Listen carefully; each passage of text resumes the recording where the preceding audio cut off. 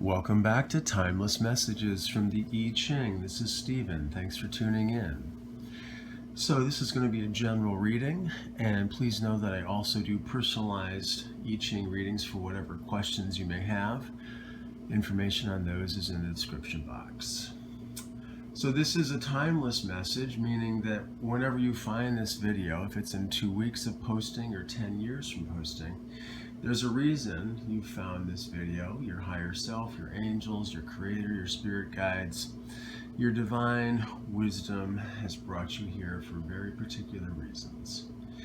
And it is the intention to provide the most beneficial and important messages for the viewers at the time they find the video.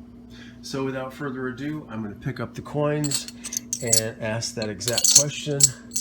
What are the most beneficial and important messages for the viewers at the time they find this video? Okay, 3, 4, 5, 6, 7. Most important and beneficial messages for the viewers at the time they find this video.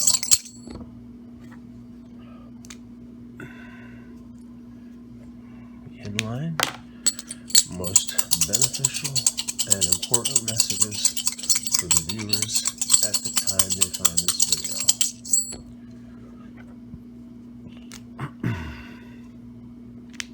Most beneficial and important messages for the viewers at the time they find this video.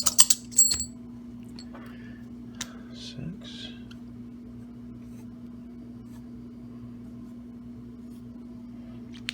Most beneficial and important messages for the viewers at the time they find this video. Come here, you. Can I get the coin? It's very hard to get these coins up with no fingernails. 3, 4, 5, 6, 7. Most beneficial and important messages for the viewers at the time they find this video. Most important and beneficial messages for the viewers at the time they find this video. Okay, yang again. Let's find out what we got here.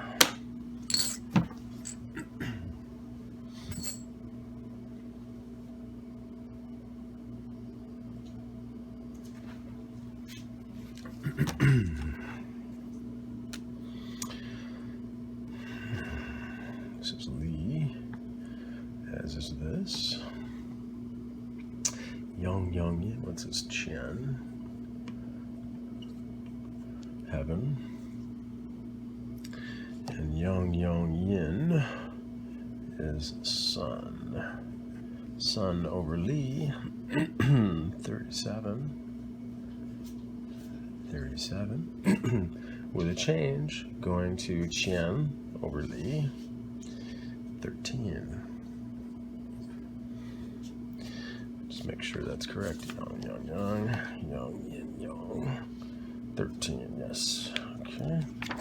Let's find out what these are called. And if you'd like to just relax your eyes and take a few deep breaths and release some tension and just focus on the messages and how they may apply to your particular situation, that's always a good idea.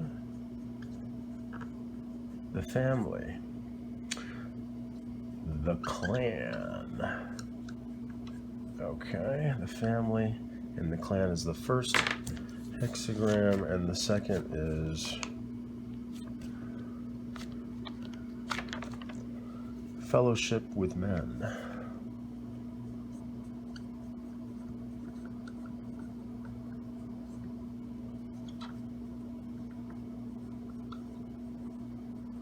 Okay.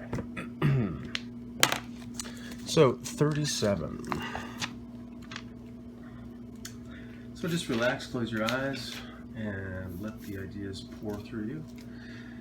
This hexagram, the family, represents the laws obtaining within the family. The strong line at the top represents the father. This is the strong line at the top, the 6th line.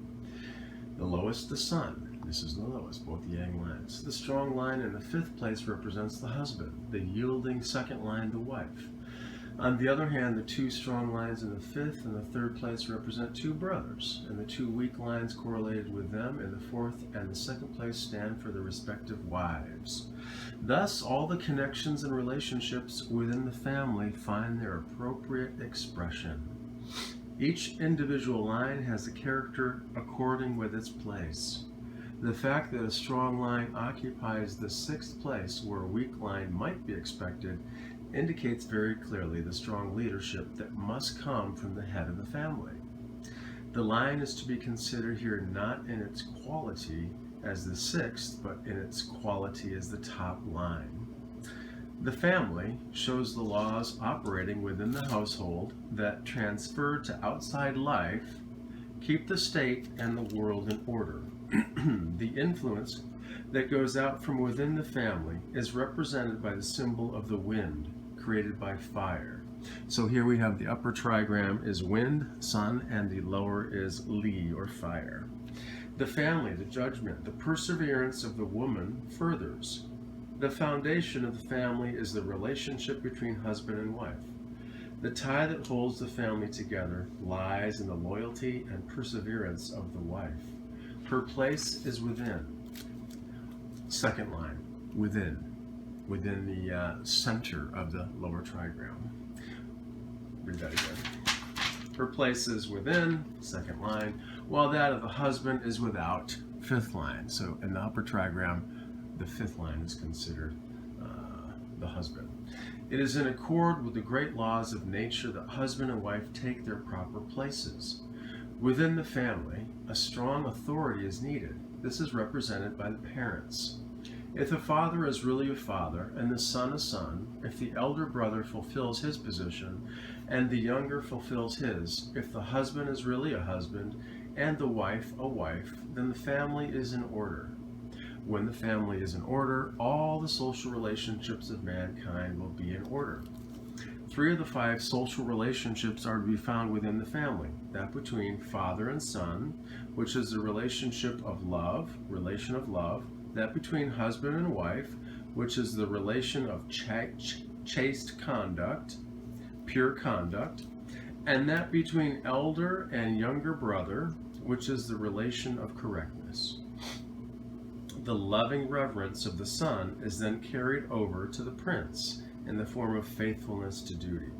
The affection and correctness of behavior existing between the 2 brothers are extended to a friend in the form of loyalty, and to a person of superior rank in the form of deference or acceptance. The family is society in embryo, meaning the family is a microcosm of society. The family is the native soil on which performance of moral duty is made easy through natural affection, so that within a small circle, a basis of moral practice is created. And this is later widened to include human relationships in general throughout society. The image, wind comes forth from fire. The image of the family. Thus the superior man has substance in his words and duration in his way of life. Heat creates energy. This is signified by the wind stirred up by the fire. The fire is stirring up the wind. This represents influence working from within outward. The same thing is needed in the regulation of the family. Here too, the influence on others must proceed from one's own person.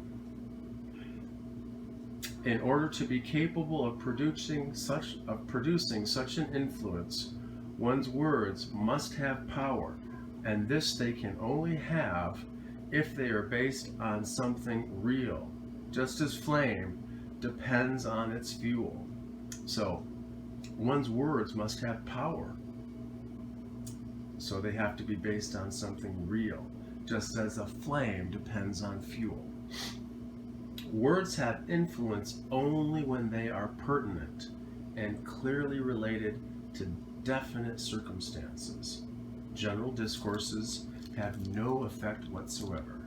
Furthermore, the words must be supported by one's entire conduct. Just as the wind is made effective by its duration or ceaselessness, only firm and consistent conduct will make such an impression on others that they can adapt and conform to it. If words and conduct are not in agreement and are not consistent, they will have no effect. So the lines, the changing line is the 6th and the 4th position. 6th and the 4th place means she is the treasure of the house, great good fortune. It is upon the woman of the house that the well-being of the family depends. Well-being prevails when expenditures and income are soundly balanced. This leads to great good fortune. In the sphere of public life, this line refers to the faithful steward who measures further the general welfare. So, well-being prevails when expenditures and income are soundly balanced, and this leads to good fortune.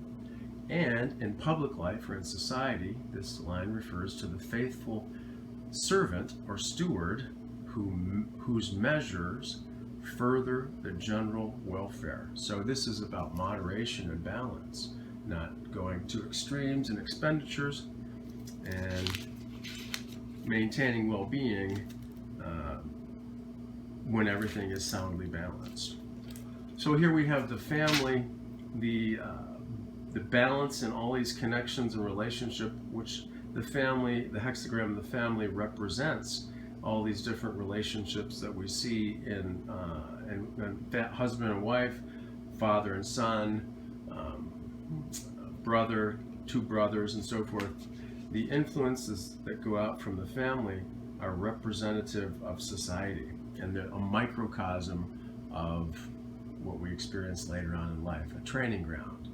So the idea of the family is definitely an important archetype that's being emphasized. What's going on with your family? Is the family in your life balanced? Is there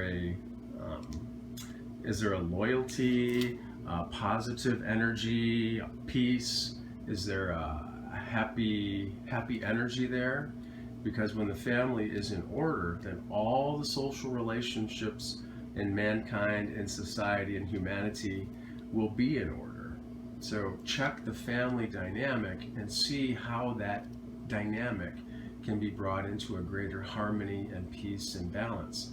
If you can do so, just like spinning a ball on your finger, you'll have balanced the energy in such a beneficial way that the exterior social relationships that you have with others will all benefit from that harmony and balance that you create with your family, or that your family creates with you as well. So you must also receive as well as put energy into this small circle of individuals, your family. So the other idea is a person.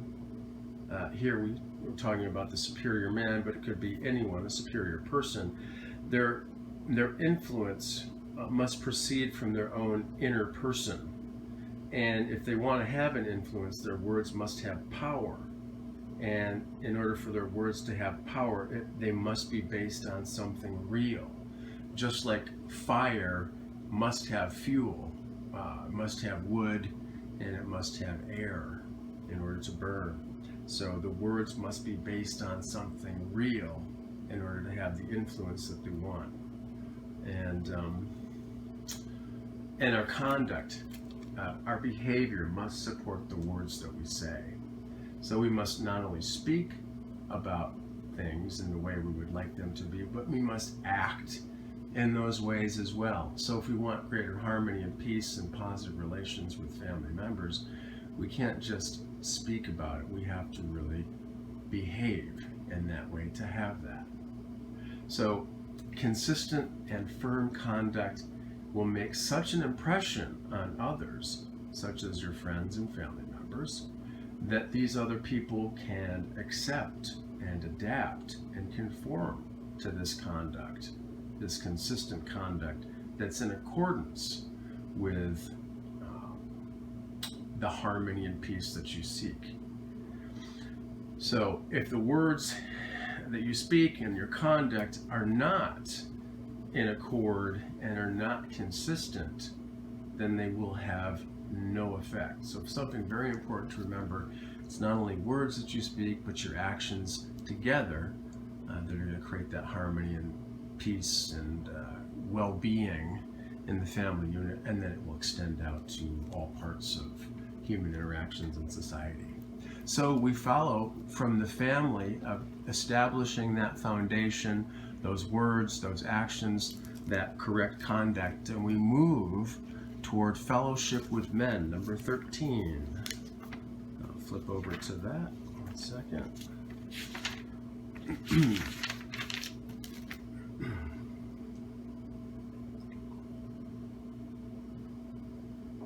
Okay. The image of the upper trigram, Chen, upper trigram is Chen, is heaven, and that of the lower trigram, Li, is flame. It is the nature of fire to flame up to heaven. This gives the idea of fellowship. It is the second line that, by virtue of its central character, unites the 5 strong lines around it. This hexagram forms a complement to Shi, the army.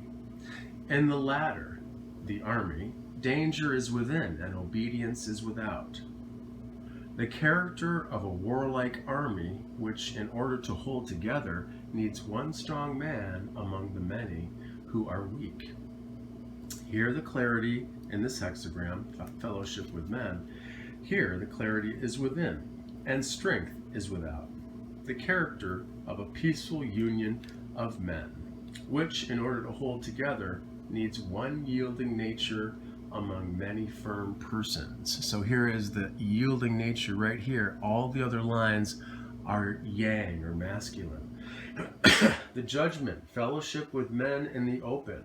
Success, it furthers one to cross the great water. The perseverance of the superior man furthers. True fellowship among men must be based upon a concern that is universal. It is not the private interests of the individual that create lasting fellowship among men, but rather the goals of humanity. That is why it is said that fellowship with men in the open succeeds.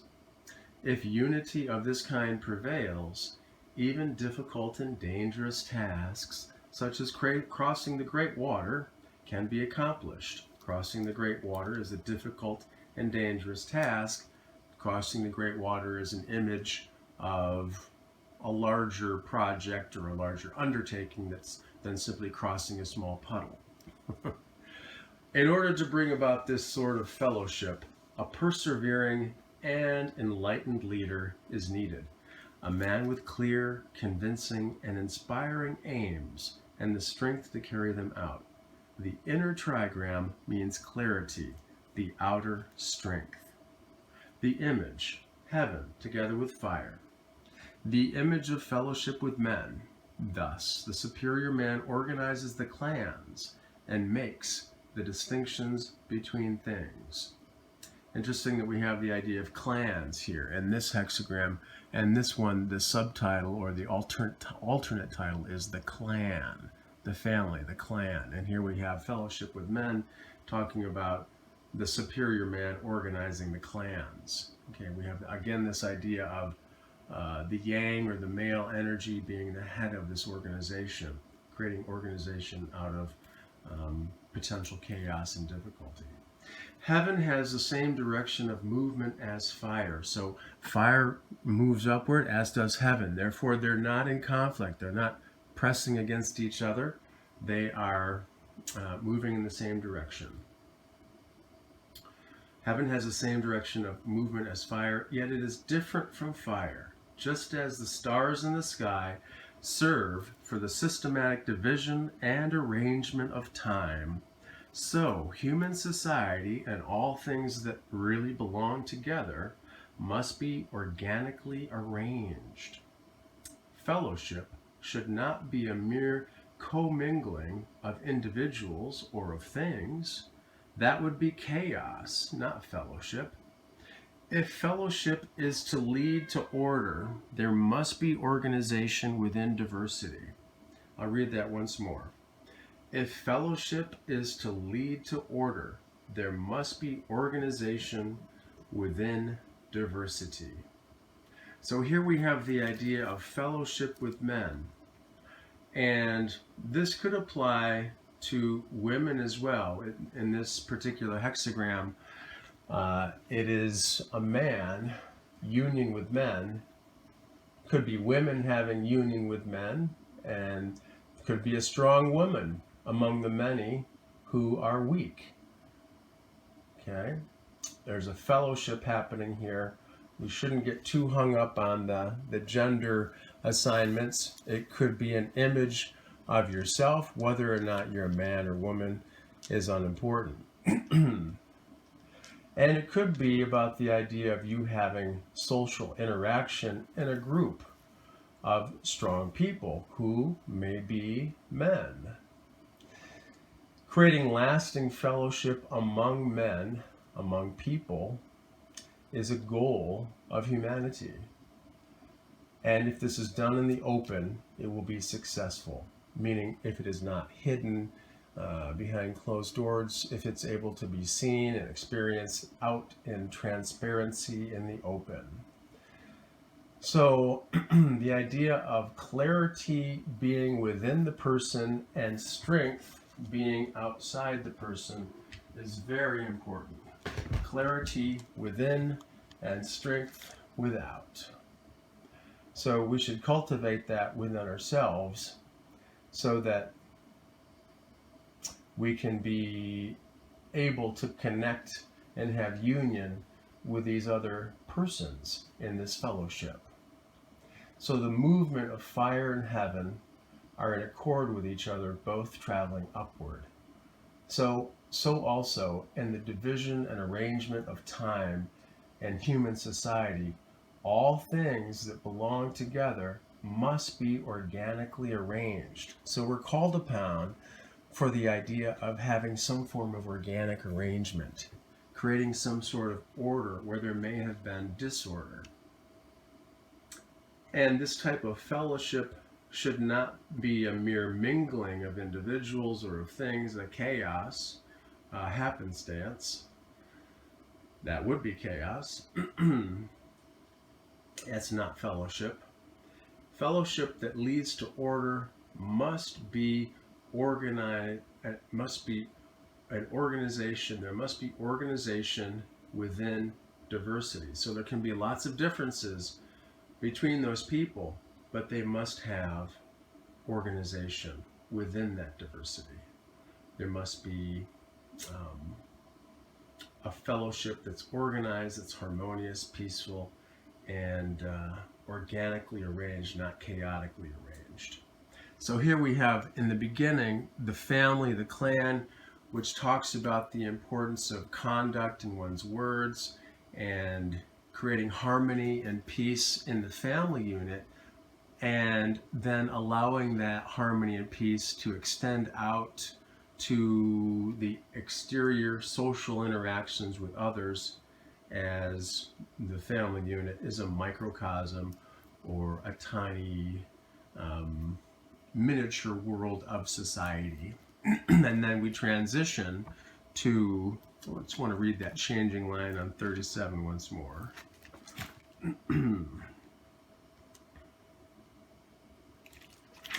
Okay. 6 in the 4th place.